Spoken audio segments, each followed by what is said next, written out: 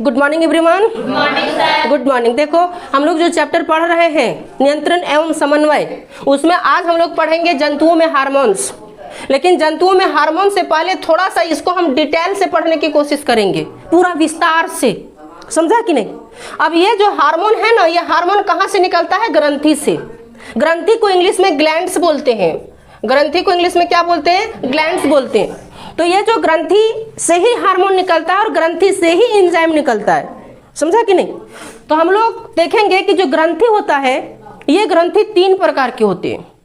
जिसको पहला जो है, जिसको हम लोग बहिस्रावी ग्रंथि कहते हैं, दूसरा अंतःस्रावी ग्रंथि कहते हैं और तीसरा मिश्रित ग्रंथि कहते हैं। देखो बुक में हो सकता है कि 2 ही ग्रंथि हो, उसको फैक्टर नहीं किया गया हो। हम जो है सो पूरा फैक्टर कर दिए ताकि समझने में पूरा क्लियर लगे, समझा कि नहीं, किसी तरह का रुकावट ना हो और एक बार पढ़ो और पढ़ने के बाद याद हो जाए, इसीलिए हम क्या किए, इसको फैक्टर कर दिए। ठीक। बहिस्रावी ग्रंथों को इंग्लिश में कहा जाता है एक्सोक्राइन ग्लैंड। कौन ग्लैंड? Exocrine gland. इसको बोला जाता है इंडोक्राइन ग्लैंड। Endocrine gland. और उसको क्या बोला जाता है? Mix gland. इसको लिख देते हैं इंडोक्राइन ग्लैंड और इसको मिक्स्ड ग्लैंड। ठीक ना। वो इंग्लिश जानना नहीं है, वैसे जैक में इंग्लिश जानना जरूरी नहीं है। तो बहिस्रावी ग्रंथि, अंतःस्रावी ग्रंथि और मिश्रित ग्रंथि। अब बहिस्रावी ग्रंथि, इससे जो है सो एंजाइम निकलता है। बात को समझना, एंजाइम और हार्मोन अलग अलग जगह से निकलता है। बहिस्रावी ग्रंथि से एंजाइम निकलता है, अंतःस्रावी ग्रंथि से हार्मोन निकलता है। और जो मिश्रित ग्रंथि रहता है, मिश्रित ग्रंथि से एंजाइम और हार्मोन दोनों निकलता है। मिश्रित ग्रंथि से एंजाइम भी निकलता है, हार्मोन भी निकलता है। कोई दिक्कत? जो बहिस्रावी ग्रंथि होता है ना, ये बहिस्रावी ग्रंथि नली में बहता है। कहाँ पर? नली में, ब्लड में नहीं बहता है। और ये जो अंतःस्रावी ग्रंथि होता है, ये ब्लड में बहता है। डायरेक्ट जो है सो ब्लड में बहेगा, नली में नहीं बहेगा। ये किस में बहता है? नली में। किस में बहता है? नली में। और ये किस में बहता है? ब्लड में। और ये जो मिक्स्ड है, इसका तो बात ही जुदा है, नली ब्लड दोनों में बहता है ये। ठीक ना। अब अंतः बहिस्रावी ग्रंथि जो है, इस बहिस्रावी ग्रंथि में कई सारी ग्रंथियां हैं, जिसमें से मुख्य ग्रंथि के बारे में हम लोग जो है सो पढ़ेंगे। बहिस्रावी ग्रंथि में सबसे पहला जो है सो हाइपोथैलेमस है, और ये हाइपोथैलेमस मस्तिष्क में पाई जाती है। हाइपोथैलेमस जो तुम लोग पढ़ा है ना, तो हाइपोथैलेमस जो है सो मस्तिष्क में पाया जाता है। ये क्या करता है कि ये सभी ग्रंथियों को कंट्रोल करने का काम करता है। सभी ग्रंथि को कंट्रोल जो करता है वो हाइपोथैलेमस। देखो पीयूष ग्रंथि जो है हमारे शरीर के सभी ग्रंथियों को कंट्रोल करता है, लेकिन ये जो हाइपोथैलेमस, ये मस्तिष्क के सभी ग्रंथियों को कंट्रोल करता है। कंफ्यूजन नहीं करना। पीयूष ग्रंथि जो है हमारे शरीर के सभी ग्रंथियों को कंट्रोल करता है, एक को छोड़ करके। और वो किसको? तो पीयूष ग्रंथि पाराथायराइड को। ये एक्सेप्शन है, समझा कि नहीं। तो पीयूष ग्रंथि हमारे शरीर के सभी ग्रंथियों को कंट्रोल करता है, लेकिन जो हाइपोथैलेमस है, हमारे मस्तिष्क में जितना ग्रंथि है, जितना ग्लैंड्स है, उसको कंट्रोल करने का काम कौन करता है? हाइपोथैलेमस। कोई दिक्कत? और पिनियल ग्रंथि जो है ये मस्तिष्क में होता है। पिनियल ग्रंथि बीच में जो है सो पिनियल ग्रंथि पाई जाती है। आउटू या थायराइड ग्रंथि, ये बहुत इंपॉर्टेंट है, तुम्हारा एग्जाम में कई बार पूछा जाता है इसको, इसलिए इसको जानना है। ये आउटू या थायराइड ग्रंथि जो होता है, जिसको थायराइड ग्रंथि कहते हैं, ये गला में होता है। गला समझते हो? थ्रोट। तो ये गला में होता है और ये बीपी को कंट्रोल करता है। बीपी मतलब ब्लड प्रेशर।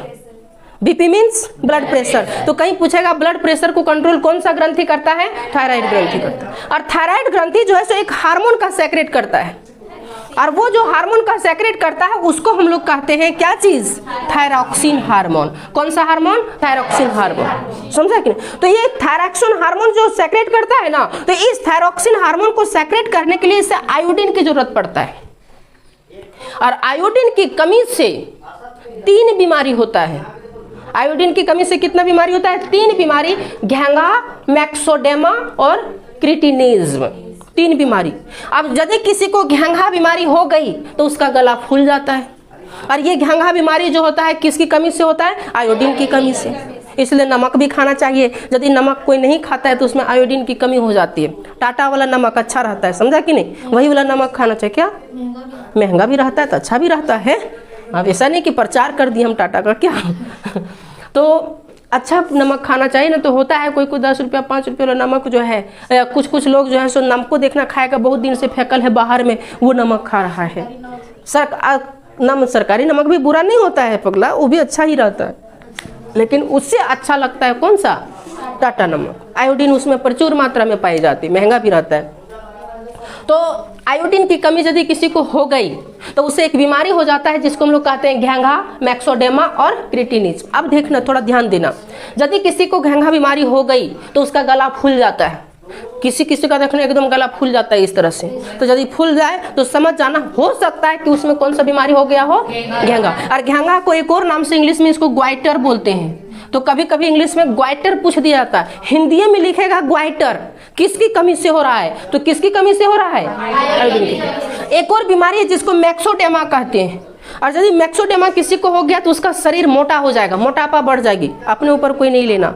मोटापा कहने का मतलब बहुत फैल जाएगा, समझा कि नहीं, एकदम फैल जाएगा बहुत, वो उसका शरीर में पानी भर जाएगा। इस तरह से कहीं वो हाथ को करेगा ना तो ये जो मांस है ना लुथ करेगा, हिलेगा। ये यदि चलेगा ना तो पूरा इस तरह हिलेगा, इस तरह चलेगा ना तो पूरा बॉडी उसका जंप करेगा, समझते हो। हाँ, जंप समझते हो ना। तो उसका यदि चलेगा ना जंप, और कहीं उसको कोई दौड़ने बोल दिया कहीं तो दौड़ने के बाद उसका शरीर का पूरा पार्ट जो है सो जंप करेगा समझा कि नहीं। तो वो कैसे होता है, तो वो आयोडीन की कमी से होता है। और वो कौन सी बीमारी से होता है, मैक्सोडोमा से। कौन सी बीमारी, मैक्सोडोमा, मैक्सोडेमा, अच्छा डेमा। एक और है क्रिटिनिज्म। ये क्रिटिनिज्म जो बीमारी है बच्चों में होती है, और इसी वजह से बच्चा जो है मंद बुद्धि का हो जाता है। कौन सा बुद्धि, मंद बुद्धि, उसका दिमाग काम नहीं करेगा। तो जो बच्चा ज्यादा मोबाइल देखता है, मोबाइल समझता है ना, जो बच्चा ज्यादा मोबाइल देखता है उसको एक बीमारी हो जाती है क्रिटिनिज्म। देखो बहुत सारी बीमारी होती है मोबाइल देखने से, बहुत इफेक्ट होता है। उसमें से ये भी उसमें प्रभावित होता है, उसे क्रिटिनिज्म बीमारी हो जाती है। और क्रिटिनिज्म बीमारी हो जाने की वजह से उसका दिमाग काम नहीं करता, वो मंद बुद्धि का हो जाता है, उसका दिमाग ज़्यादा काम नहीं करेगा, वो बहुत मतलब कि बूल हो जाता है। बूल समझते हो ना, जिसको हम लोग कहते हैं मंद बुद्धि। तो मंद बुद्धि होता है आयोडीन की कमी से। आयोडीन, इसीलिए नमक खाना चाहिए, बच्चों को भी खिलाना चाहिए। अब बच्चा ऐसा नहीं कि एकदम छोटे हैं, 1 महीना हुआ और नमक ठूस रहे हैं कि नहीं हमारा बच्चा मंद बुद्धि ना हो जाए, ऐसा नहीं करना है। बड़ा बच्चा हो जाए, जब वो अनाज खाने लगे तो सब्जी वगैरह खाइबे करेगा तो उसमें नमक तो खाएगा ही हुआ, समझा कि नहीं, जिसकी वजह से उसे क्रिटिनिज्म नहीं होगी। और मोबाइल से दूरी बना करके रखना चाहिए। अभी देखा होगा तुम लोग, सबको भी ट्रेंडिंग में चल रहा है ये आई पर सबको अपना फोटो एडिट करके बहुत अच्छा बना रहे हैं, जो एकदम देखने में उसको सामने से देखोगे ना तो देखने में जो अच्छे नहीं लगते हैं, वो ये आई एप्लीकेशन से अपना फोटो को एडिट करके बहुत ही खूबसूरत दिख रहे हैं। लेकिन देखो अभी का जनरेशन इतना आगे बढ़ गया है, अभी इतना टेक्नोलॉजी आगे बढ़ गई है कि ये आई पर फोटो एडिट करके अपना फिल्टर नहीं करना चाहिए। क्योंकि यदि तुम ये आई एप्लीकेशन पर अपना फोटो एडिट कर रहे हो, डाल रहे हो, मतलब कि तुम उसको परमिशन दे रहे हो कि हम तुमको परमिशन दे रहे हैं, तुम मेरा फोटो कहीं भी यूज करो। अब वो एआई एप्लीकेशन जो है कहीं भी तुम्हारा फोटो यूज करेगा। यदि उसको न्यूड वीडियो भी बनाना है, चाहे न्यूड फोटो भी करना है, तो वो तुम्हारा फोटो का इस्तेमाल कर सकता है। और इससे अच्छे लोग जो नहीं चाहता है कि हम सोशल मीडिया में आए, उसका कभी कभी गलत वीडियो या गलत फोटो वायरल हो सकती है या इससे। इसीलिए किसी के बहकावे में देख करके वो लगा रहा है तो वो लगा रहा, हम सुंदर दिखे, अरे हमारा नेचुरल सुंदर सबसे अच्छा सुंदर है, उसको ये आई एप्लीकेशन से एडिट करके, अभी 3D डायमेंशनल में आ गया, एडिट करके कभी भी उस फोटो को मत यूज करो, समझा कि नहीं तो वो तुम्हारी प्राइवेसी छीन ले रहा है। वो फोटो जहाँ जहाँ तुम्हारा लगा हुआ है, यदि फोन पे में किसी का कनेक्टेड है, कोई भी जगह तुम्हारा कनेक्टेड है, वहाँ से तुम्हारा वो डाटा ले सकता है, समझा कि नहीं। क्योंकि जब वो फोटो तुम AI पर चढ़ा रहे हो, AI से फिल्टर कर रहे हो, तो वो परमिशन एलो मांगता है, और तुम एलो करते हो, और एलो करते हो तो वो सारा परमिशन उसको मिल जाता है, तुम्हारा फोटो को किसी भी तरह वो यूज कर सकता है। इसलिए AI का इस्तेमाल ज़्यादा नहीं करो, तुम लोग समझो, समझा कि नहीं। और लोगों को भी समझाओ, क्यों है सुंदर नेचुरल खराब है हम लोग, अरे हम लोग किसी अच्छा कोई है क्या रे, तब पूरा दुनिया में डिबरी बाहर के ढूंढा जाना, तब फिर भी हम लोग से अच्छा नहीं है कोई। Natural beauty is the best beauty. लोग उसको ऐसे एक ऐसा ऐसा कपड़ा पहनाते, अभी तो हम पहचान भी नहीं पा रहे। हमारी ही स्टूडेंट ऐसा ऐसा वीडियो लगा रही है, फोटो लगा रही है ना, उसको हम अच्छा से देखते हैं कि फला नाम का स्टेटस लगल है, समझा कि ना, और उसको गौर से हम जूम करके देखते हैं कौन लड़की है, फिर भी पहचान में नहीं आ रहा है। उतना चेंज कर दे रहा है, थोड़ा सा ये वाला फेसवा जो ना थोड़ा थोड़ा मिलता है उसमें, बाकी नहीं मिलता है, इतना चेंज कर दे रहा है। क्या फायदा लोगों को अपना फोटो दिखाने से। चलो अब आगे देखो, पैराथायराइड, ये हो गया ना पैराथायराइड। पैराथायराइड जो है ये एकमात्र ऐसा ग्रंथि है जो पीयूष ग्रंथि के कंट्रोल में नहीं होता है। पीयूष ग्रंथि हमारे शरीर के सभी ग्रंथियों को कंट्रोल करता है। पैराथायराइड बोलता है कि तुम हमरा कंट्रोल करके दिखाइए, बहकल है। जिस तरह से घर में कोई छोटा बच्चा बहक नहीं जाता है, घर में किसी माँ बाप का बात नहीं मानता है, कितना ओकरा बाप माँ डांट दे वो अपन मन मर्जी करता है, उसी तरह से ये बहकल है पैराथायराइड। ये किसी का बात नहीं मानता, खास करके जो मालिक है, जो मास्टर है, कौन, पीयूष ग्रंथि, उसका भी बात नहीं मानता है। इसीलिए कहा जाता है कि ये एकमात्र ग्रंथि है जो पीयूष ग्रंथि भी कंट्रोल नहीं कर पाता है इसको। ये अपना मन मर्जी से काम करता है, लेकिन अपना मन मर्जी से काम करता है, लेकिन उल्टा पुल्टा काम नहीं करता है, अच्छा काम करता है। यदि उल्टा पुल्टा काम करता तो हमारे बॉडी में बहुत तरह का प्रॉब्लम उत्पन्न हो जाता। होता है क्या? नहीं हो रहा है, क्योंकि एकदम सही काम करता है। और तीसरा है थाइमस ग्रंथि, ये गर्दन के नीचे पाई जाती है।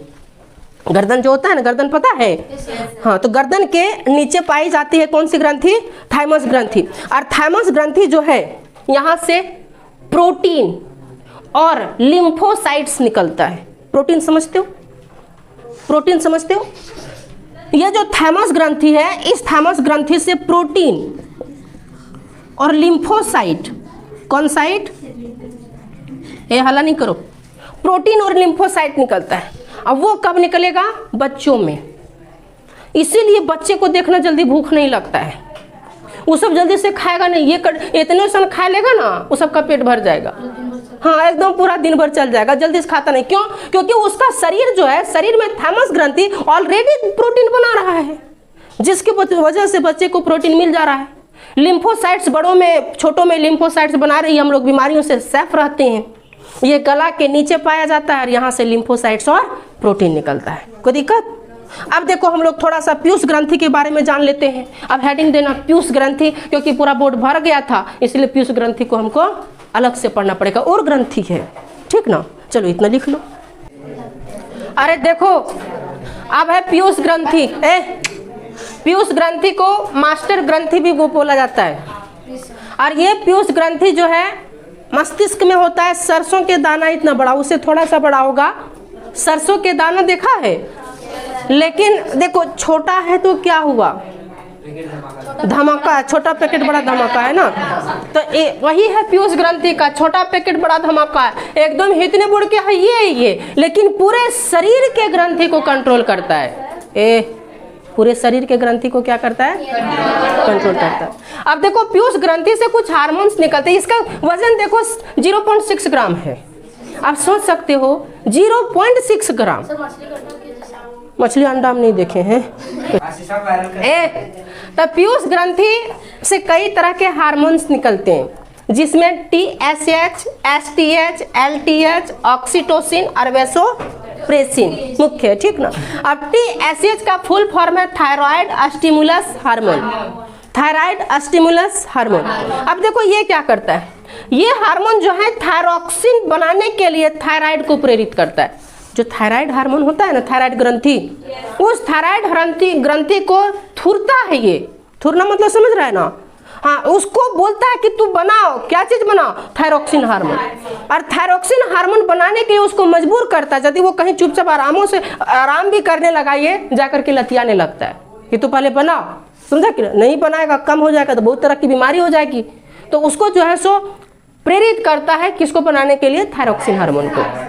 अच्छा काम करता है। दूसरा है सोमेटोटॉपिक हार्मोन, जिसको हम लोग वृद्धि हार्मोन कहते हैं। और तुम लोग को पता है वृद्धि हार्मोन यदि कम हो जाती है तो उसका लंबाई छोटा कम रह जाता है, और वृद्धि हार्मोन ज़्यादा होने से उसकी लंबाई बढ़ जाती है। अब हमें वृद्धि हार्मोन कम होगा तो हम छोटा रह गए, तो लोग में वृद्धि हार्मोन ज़्यादा होगा तुम लोग लंबा हो गया। कुछ लोग देखना क्लास में कितना लंबा हो गया लड़का लोग, है ना। कुछ कुछ लोग बहुत लंबा हो गया, अरे कुछ कुछ लोग तो इतना बड़ा से हमारे पास पढ़ रहा है, अभी वो जो है सो इतना लंबा हो गया, वो इस तरह देखना पड़ता है ना। तो ये सब किसका काम है? और वृद्धि हार्मोन बढ़ता कैसे है? सब प्रोटीन खाने से। जितना तुम प्रोटीन खाओगे उतना वृद्धि हार्मोन बढ़ेगा, और वृद्धि हार्मोन बढ़ेगा तो तुम्हारा शरीर लंबा होगा। अब प्रोटीन में क्या सकता? प्रोटीन किससे मिलता है? दाल से, मशरूम से, दूध से, अंडा से, ही सब खाओ। बच्चा में जितना खाओगे, 17 साल उम्र जाते जाते तुम्हारी लंबाई ग्रोथ कर जाएगी। 17 साल के बाद लंबाई ज़्यादा बढ़ती नहीं है। अब हम सोचेंगे ना, कतनों हम जा कर के झंगुआ झुक लेंगे, लेकिन हमारा शरीर की लंबाई बढ़ेगा नहीं, जो का स्यो हो जाएगा, क्योंकि हम अब बुढ़ा हो चले हैं, है ना। चलो दूसरा है, तीसरा LTH, जिसको हम लोग कहते हैं लैक्टोजेनिक हार्मोन। सुनो, ये हार्मोन मुख्य रूप से महिलाओं में होती है, और महिला में स्तनों में दूध का निर्माण जो होता है ना, यदि बच्चे जन्म होते हैं, तो बच्चे जब जन्म होते हैं तो बच्चे जो है सो दूध पीने लगते हैं, तो उसकी वजह से जो ये लैक्टोजेनिक हार्मोन है वो सेक्रेट हो जाता है, मतलब कि इंस्पायर हो जाता है, और वो जगने की वजह से जो है सो दूध का निर्माण करने लगता है अंदर में। और यदि इसमें किसी की कमी होगी तो उसमें दूध का निर्माण नहीं होगा। लेकिन कभी कभी तुम लोग सुना होगा, चाहे सुनी होगी, कि किसी का बच्चा नहीं हुआ लेकिन बार बार दूध को पिलाने से उसका जो है सो दूध बनने लगता है। कभी सुना है ऐसा? कभी ऐसा होता है कि यदि कोई महिला किसी बच्चे को दूध पिलाने लगे रेगुलर, तो उसका जो है सो स्तन में दूध का निर्माण हो जाता है। क्यों? इसीलिए होता है क्योंकि जो लैक्टोजेनिक हार्मोन होता है ना, ये लैक्टोजेनिक हार्मोन जो है सो सेक्रेट होने लगता है, ये उत्प्रेरित हो जाता है, जिसकी वजह से दूध का निर्माण जो है सो होने लगता है। अगला है ऑक्सीटोसिन हार्मोन। ऑक्सीटोसिन हार्मोन क्या करता है? जैसे कि मान ले कोई चीज किसी का निर्माण कर रहा है तो कोई चीज किसी को निकाल रहा है। ऑक्सीटोसिन हार्मोन क्या करता है? दूध का स्रवण करने का काम करता है। जैसे बच्चा पीता है ना, तब जाकर के दूध निकलता है बाहर, और वो निकालने का काम करता है ऑक्सीटोसिन हार्मोन। यदि ये हार्मोन नहीं रहता तब जाकर के मिल्क सही से नहीं निकल पाएगा। और समझो अभी जो महिलाओं में एक बीमारी बहुत ज़्यादा फैल रही है, ब्रेस्ट कैंसर, सुनी होगी, चाहे सुना होगा। इसमें होता क्या है कि यदि कोई महिला अपने बच्चे को सही ढंग से दूध नहीं पिलाती है, तब जाकर के उसका टॉक्सिन हार्मोन अच्छा से यदि काम नहीं करेगा, उसका दूध मिल्क जो है सो जम जाता है, जिसकी वजह से उसे ब्रेस्ट कैंसर हो जाता है यदि बच्चे को सही से दूध न पिलाए। इसलिए बच्चे को दूध भी पिलाना चाहिए, समझा कि नहीं। अगला है वैसोप्रेसिन। वैसोप्रेसिन हार्मोन जो है ये क्या करता है? पेशाब को सेक्रेट करने का काम करता है, श्रवण करता है, टॉयलेट जिसको बोलते हैं। सब बड़ी हंस रहा है, गजब है। हमको ये नहीं समझ में आ रहा है कि जंतुओं में जनन जब पढ़ेगा क्या होगा। देखो, जो वैसोप्रेसिन हार्मोन होते हैं, ये हार्मोन लड़कों और लड़कियों दोनों में होता है, और इसी वजह से जो है सो टॉयलेट होता है। हम लोग को पता चल जाता है ना कि हम लोग को एक लगा है। कैसे पता चल जाता है? हमारा जो यूरेथ्रा होता है, यूरेथ्रा, उस यूरेथ्रा को पता चल जाता है कि टंकी भर गया है। तो यूरेथ्रा किसको बोलेगा? वैसोप्रेसिन को। और यूरेथ्रा को कैसे पता चला? वैसोप्रेसिन की वजह से। तो अब यूरेथ्रा को जब पता चल जाता है ना, तो वो मैसेज देता है ब्रेन को कि ये लगा है। तब जाकर के ब्रेन इसको ऑर्डर देता है कि अब तुम क्या कर रहा है, उसको किसी तरह से बाहर निकालो, वे वेस्ट मटेरियल है। और वैसोप्रेसिन हार्मोन जो है उसको सेक्रेट करने का काम करता है, बाहर निकलता है, समझा। तो ये सिर्फ किसका था? पीयूष ग्रंथि का, जो कि बहुत हम शॉर्ट में हम ज़्यादा डिटेल नहीं गए हैं। अब ज़्यादा डिटेल जाते तो कितना होता। तुम लोग इतना क्लासे में पूरा ठहाका मार रहे हो, तो हम डिटेल कहाँ जाएं? क्या लगता है? तुम लोग जितना भी बताया हमको लगता है हंसने में वो भी नहीं सुन पाई होगी। चलो, कोई दिक्कत। अब अगला है एड्रेनालिन हार्मोन। देखो, अब एड्रेनालिन ग्रंथि, सुनो, ये जो एड्रेनालिन ग्रंथि होता है ये किडनी के ऊपर होता है। कौन सी ग्रंथि? एड्रेनालिन ग्रंथि। और इसी एड्रेनालिन ग्रंथि से एड्रेनालिन हार्मोन निकलता है। कौन सा हार्मोन निकलेगा? Adrenaline hormone, adrenaline hormone. अब देखो यहाँ पर हम लिखे हैं, कहीं कहीं तुम लोग को एड्रेनालिन ग्रंथि पता लिखा हुआ मिलेगा, कहीं कहीं एड्रिनल ग्रंथि, एड्रेनालिन ग्रंथि, कहीं का अधिवृक्क ग्रंथि। कुछ भी नाम रहे, बुझ जाना है। इस सब बात किसका हो रहा है? इसी का हो रहा है, जो किडनी के कहाँ है, ऊपर। ये किडनी के ऊपर में होता पाया जाता है, ठीक ना। इस ग्रंथि को, इस हार्मोन के एक और नाम से जानते हैं, जिसको हम लोग कहते हैं लड़ो उड़ो हार्मोन। लड़ो उड़ो हार्मोन।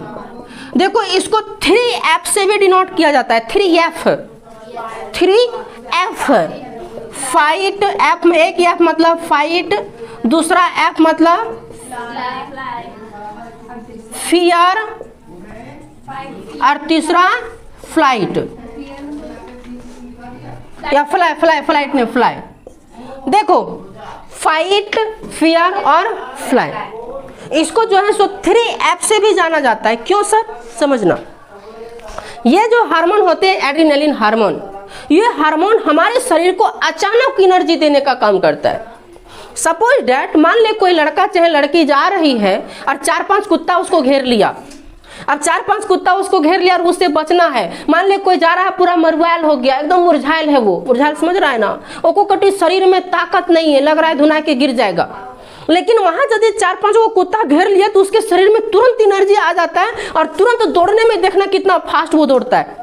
हिम्मत तो नहीं है दौड़ने का, फिर भी वो दौड़ता है। ईंटा पत्थर जो भी मिलाएगा उसको उठा करके एकदम फेंकेगा कुत्ता पर, है ना। वो तुरंत एनर्जी कहाँ आ रही है, तो इसी एड्रिनल हार्मोन की, एड्रिनल ग्रंथि की वजह से होता है। क्या है ये इमरजेंसी, इसीलिए इसको इमरजेंसी ग्रंथि भी कहा जाता है। इमरजेंसी, आपातकालीन ग्रंथि। कौन ग्रंथि, आपातकालीन ग्रंथि, या इसको इंग्लिश में इमरजेंसी ग्लैंड भी बोला जाता है। जब हमारे शरीर को तुरंत एनर्जी की जरूरत है, जैसे किसी से लड़ना है तो किसी से लड़ने के लिए हमारे शरीर को तुरंत एनर्जी की जरूरत पड़ेगा, और लड़ेंगे तो हम एनर्जी तुरंत कहाँ से आएगा, तुरंत यही एनर्जी क्या करेगा, एनर्जी को बनाएगा और एनर्जी को हमारे शरीर में देगा, जिसकी वजह से हम लोग उससे फेस कर पाएंगे। अब होता क्या है, जैसे कि मान ले कोई कुत्ता को हम देखें, तब कुत्ता को देखें तो हमारे दिमाग में 3 चीज आएगा, 3F। पहला चीज, या तो उस कुत्ता से हम फाइट करें, समझा कि नहीं, या तो उस कुत्ता से हम फाइट करें, या तो उससे हम डर जाएं और डर करके हम फ्लाई कर जाएं। फ्लाई मतलब भाग जाए। कोई भी जैसे हम ही लोग को कोई भिड़ता है, कोई मारता है कि या तो हम बताते हैं लड़ो हमसे, तो उस कंडीशन में हमारे पास ऑप्शन क्या है, या तो हम उससे डर जाएं, या तो उससे हम फाइट करें, या तो वहां से भाग जाए। तो ये तीनों चीज के लिए इंस्पायर करता है। यदि लड़ रहा है तो लड़ने के लिए एनर्जी चाहिए, तो एनर्जी दे देगा। कहीं भागना है तो भागने के लिए भी एनर्जी चाहिए, तो ये एनर्जी दे देगा, समझा कि नहीं। इसीलिए इसको लड़ो उड़ो हार्मोन भी कहते हैं। तो ये एड्रिनल ग्रंथि था। अब जो है सो ग्रंथि का जो मुख्य पार्ट था वो तुम्हारा कंप्लीट नहीं होता है। एक और ग्रंथि तुम लोग को जनन ग्रंथि बताना है, जहाँ से जनन हार्मोन निकलता है। ठीक, इतना लिख लो, उसके बाद हम लोग जनन पर थोड़ा बात कर लेते हैं।